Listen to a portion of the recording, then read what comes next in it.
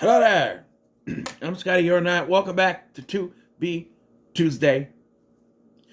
And yeah, as promised, we're looking at Titanic 2, written, directed, and starring Shane Van Dyke, the grandson of Dick Van Dyke, the grandnephew of Jerry Van Dyke, who arguably is just as cool as Dick Van Dyke.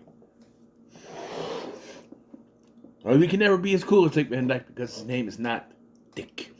And yeah, son of Barry Van Dyke, I'll be nice. Yes, this once again brought to us by the Asylum, so you know, top-notch special effects are waiting for you. Yes, this, yep, and it's the story of. It's not a sequel to James Cameron's Titanic. No, it's Titanic 2, as in the boat is called the Titanic, or the ship. Excuse me, for all you nauticals, ship is called Titanic 2, even though the ship in the image is the RMS Queen Mary and not a Titanic. And throughout the film, they call it the SS Titanic 2. If it's a sequel ship to the first one, shouldn't it be the RMS Titanic 2? No. It even says it is not a sequel to the 1997 film. Yeah. This movie. Okay, so while I'm watching this on break this morning, I'm like, this is not bad. There's nothing inherently bad about this. The special effects are not good, but it's an asylum. When you go into an asylum film, you're not expecting high quality. So I'm not going to criticize that. I am choosing these movies, going in, knowing they're probably not going to be the best quality. So I'm not going to get all pissed when they're crap. I know they're crap. And there's nothing inherently wrong until we get to a certain point where they do something and I just go, what? Well, what are we? Why? What? Like, you were doing so good, and now there's this, and there's after that, it's yeah. The cast, we have some known names in this, I guess you could say. There is, well, besides Shane Van Dyke is one of our main characters, Hayden, the Leo DiCaprio of this film, and no, I am not kidding, but he's the rich guy, and he's had this relationship with this woman, Amy? Amy, is that her name? Names are not the best. Amy Main, which I thought they were calling her Amy May at first. And I'm like, no, Amy Main, okay. Why is he calling her by her full name? I don't know. She's played by Marie Westbrook. You probably don't know who she is. But then you have Bruce Davison. You may know from the X-Men movies. At least the first two. He was also in the critically underrated Knight Rider reboot. That was a good show until they decided we want to make it like the original show. Only have 3 characters and they killed a bunch of people off. I'm just like, okay, that was... You could have just had them leave, man. You could have just had them leave. That way, no, okay. I think a lot of people dripped off. There's also someone named Carrie Van Dyke. First Officer Elmer Coolidge. Is that the guy flying a helicopter? I don't know. It also stars Brooke Burns, who you may know from the Baywatch. But I saw her, she looks familiar to me, and after looking her up, she was blonde. And she was the host of another underrated game show, The Chase. Great show. It was on Game Show Network. It was a good show. But yes, and so we have, yeah. I did roll my eyes back at the beginning of this because of what I figured it out right away what the message was going to be. And again, like I say in other reviews, you could just had Keenan Ivory Wayans pop up and go, message! Because that's basically what this movie is all about. We start with some guy in the middle of the Arctic getting ready to go surfing. And I go, you can't surf in the Arctic, there's no waves. Because you gotta have, that's why surfing is mostly in the warmer states, because you gotta have heat to move the water. And you gotta have all that. There's nothing. Well, fuck me, I guess, because apparently, I don't know if this is a trend. He's in the middle of the Arctic and he's sitting there, waiting for a chunk of the iceberg to fall into the ocean and cause a wave, and he surfs, and it's all. I'm like, okay, that's kind of cool, and the effects aren't too bad here. Okay, that's kind of cool. And then he's sitting there, and he looks, and you see another bigger chunk fall into the ocean, causing a bigger wave that mows him over, and we cut to our main characters. Well, we cut to Bruce Davidson. I'm just like, oh, we're doing this, huh? Global warming? All right, then. We're doing that. Not only that, they are using global warming to make the iceberg a villain. Remember how the original story of the Titanic in real life and as well as there, it wasn't like nothing bad happened. It was human error, right? It was nothing inherently evil was going on. It was like, it was human error. They got too cocky. They thought it was infallible. They were wrong. And they learned a lesson for that. People died.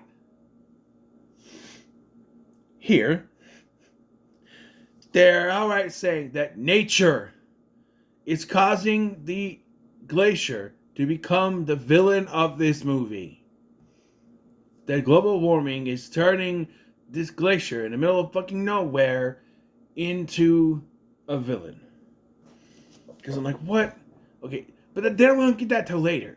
Because, like, you mean, James, you sent to Greenland, which is full of ice and not green. Greenland is full of ice and Iceland is green. That is not an urban myth. That is true. He meets Dr. Kim Patterson, Brooke Burns, and they talk about a huge chunk of ice falls in the ocean. And yeah, so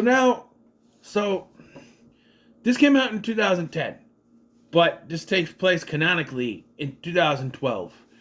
100 years after the original disaster. So they're gonna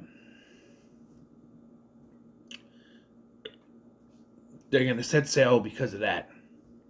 And they are really waving it in front of us with this, because they're talking, and he's like, we have enough lifeboats this time. Because, like, we have enough lifeboats this time. Don't worry about it if something happens. And one of the ladies is like, he has like 4 women at one point, 3 later. But she's like, she looks up and she goes, those lifeboats don't look very good. He goes, oh, those are just for show, honey. All the real ones are down. They're like submarines. We have enough for everyone. I'm like, okay, so something's going to happen to those. Without spoiling it, yeah. And then he's like,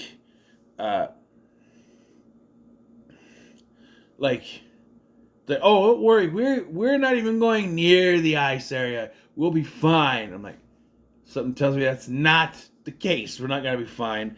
And then as if they haven't nailed it enough, he's like, are you sure it was a good idea to rush the finish of this to meet the deadline of the anniversary? Well, there you go. We get it. We get it. Something bad is a coming. We get it. Yeah, Shane Van Dyke plays Hayden Walsh, and he had a thing with Amy, and they broke up. They explain it. Is it here?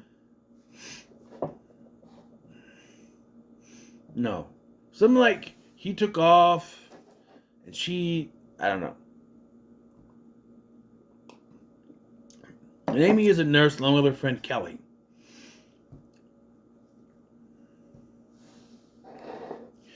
To the point, like, Kelly is not really important. To the point when later she's like, something's wrong. Kelly's not answering. I'm like, who? Oh, your friend. Okay, I didn't remember her name. Kelly. Who's Kelly? And then they find her. Oh, her. Okay. Yeah. So James then gets in his chopper and is going to fly out. I'm assuming that's where he's going to fly out to where the Titanic is. Halfway there, he's like, well, we don't have enough fuel to make it. We're going to run out. I'm like, why wouldn't you refuel before you left? And I know a lot of people ask that question, and some people say, well, maybe they didn't have enough fuel to begin with. Maybe they did, and it wasn't enough. Well, if that's the case, if you're going to fill this up, and then it's not going to be enough to reach where you're going to go, then what's the point? Because, like, they flew it from his base to Greenland. Should have fueled up there and then taken off. Well, we got to go to Canadian Station. And they took off from New York. This time it's backwards. They're taking off from New York. Who knows where they're going? Because they never say where they're going. So immediately, once they get the warning, they start sending people all down. Oh, by the way, as you look at what this goes, it looks like a rec center building. That's what it is. The hallways look like some kind of convention building, is what it looks like. A convention hall. That's what the hallways remind me of.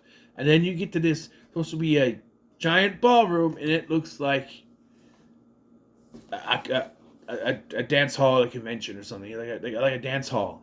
Just a small dance hall. It looks like the place where my mom got married the first time, and that was the Labor Center here in town, and it's not that big. It looks like a school prom dance is what it looks like. Yeah. So they start sending everyone into the lifeboats, which are submarines. I'm like, what is that? And it's terrible CGI.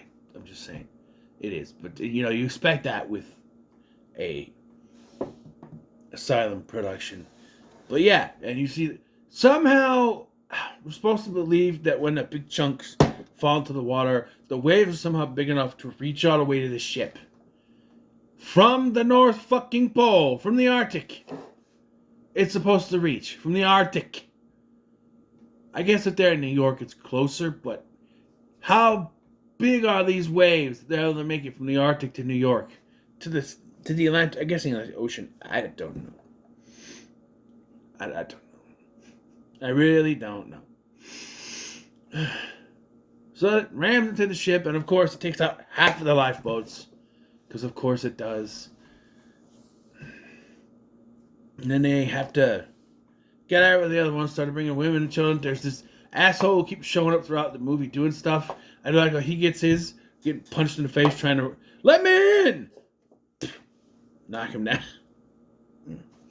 And while James is sitting there trying to save his daughter, it doesn't. So, she and Hayden, they try to get people out. They do. And then but then James discovers, her dad discovers that getting in the lifeboat, well, actually, it's what's her face?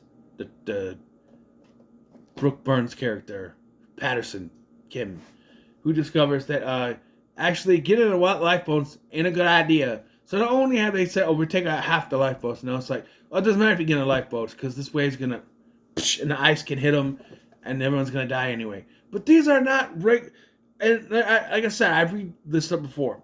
I'm thinking, little lifeboats like this big on the screen. No, these are big submarine thingies.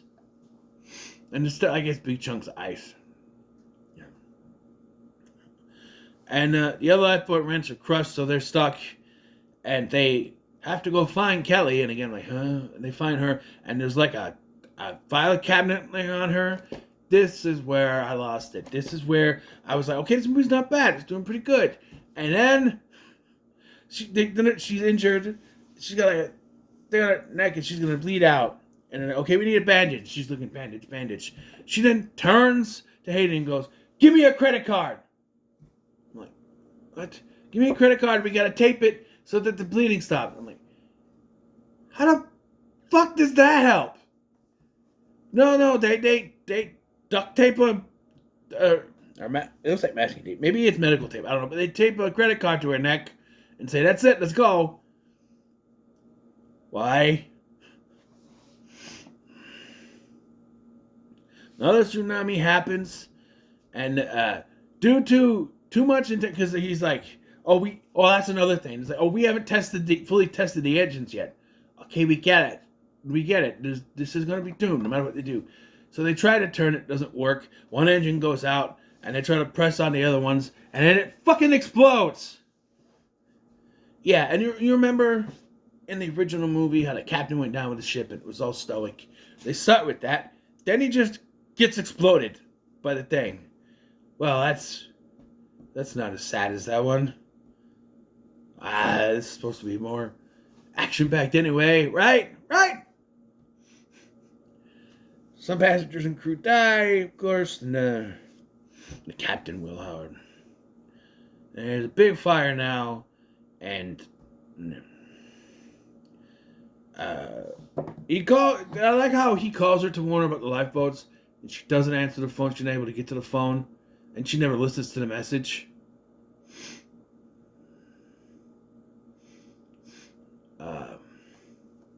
And this had me. I was laughing at this, actually. They get in the elevator, and they're trying. Because the stairs are done. We gotta go in the elevator. The elevator, don't worry, it's fine. They get in there, and it gets caught because of the explosion. So they're stuck in there, and they gotta crawl through. So they're trying to get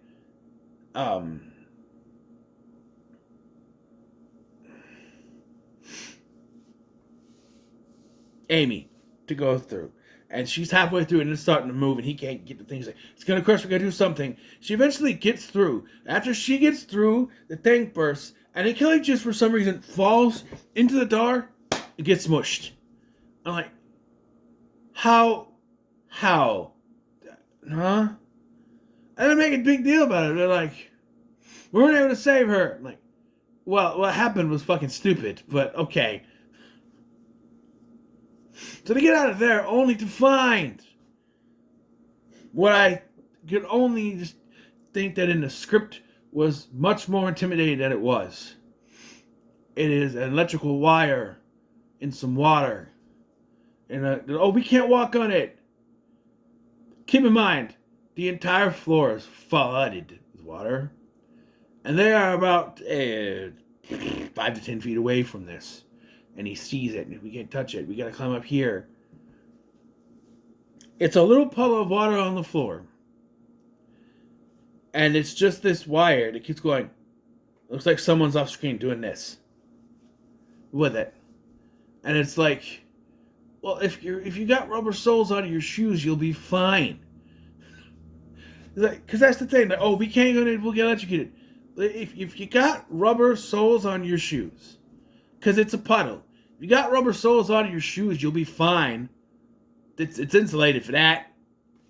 But no, they got to climb over that thing.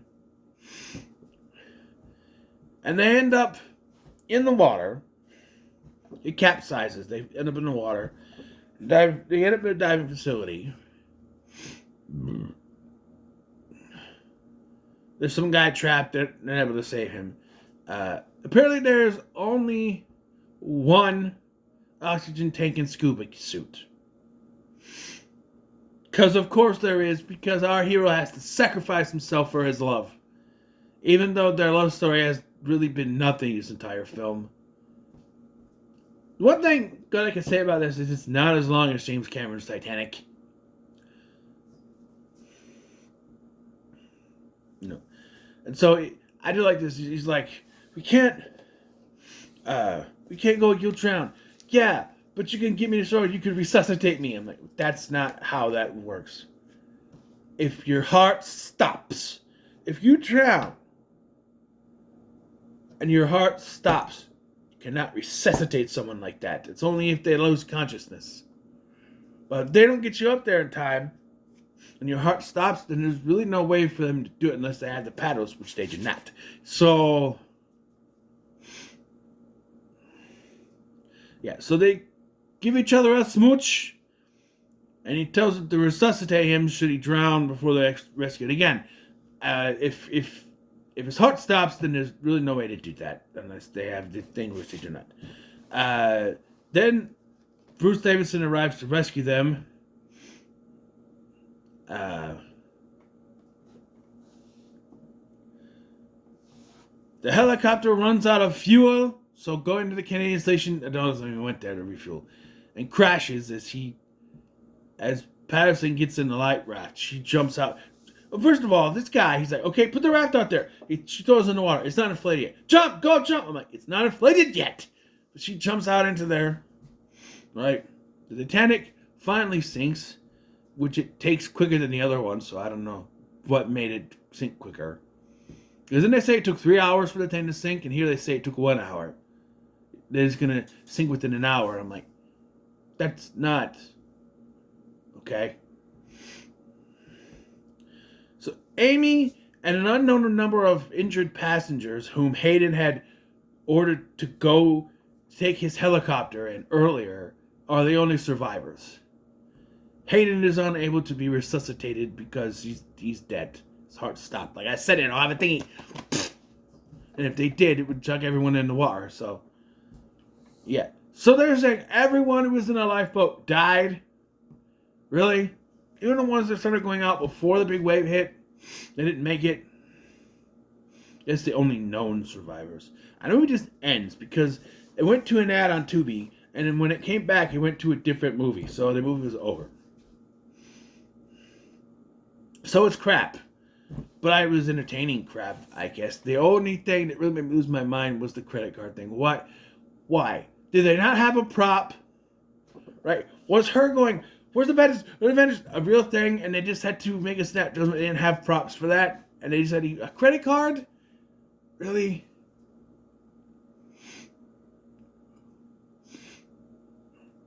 Right? I thought maybe it would be a joke at the end where, like, they survive. Maybe Hayden dies, but Kelly survives, and you have to.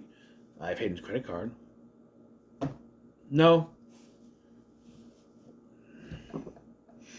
I don't know. It's just crap.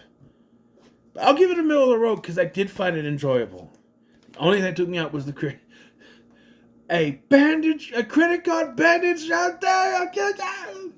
Yeah. At least it wasn't a bat credit card. A bat credit card, I'll kill you. No. I'll give it a middle of the road because I enjoyed it for what it was. Like I said, with Asylum, you know you're getting crap, but it depends on how much you enjoy it. Like Paranormal Entity, did not enjoy that one at all. This one, I did enjoy. So, that's one for one, really. Did he direct any more than these two?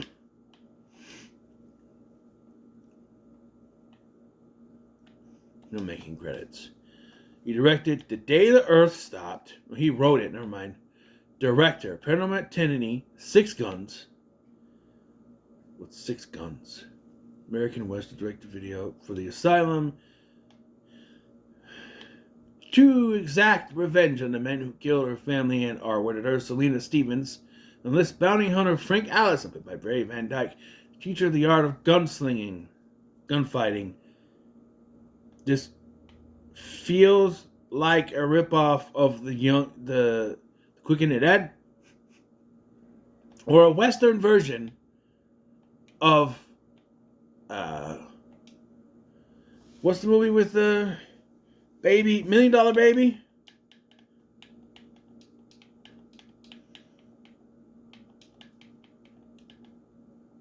Man, 2004. I don't know. It doesn't say it's a mockbuster though, so I don't know. Shane Van Dyke directed that. He directed Transmorphers. No, he didn't direct that. He wrote that one. Titanic 2, A Haunting in Salem.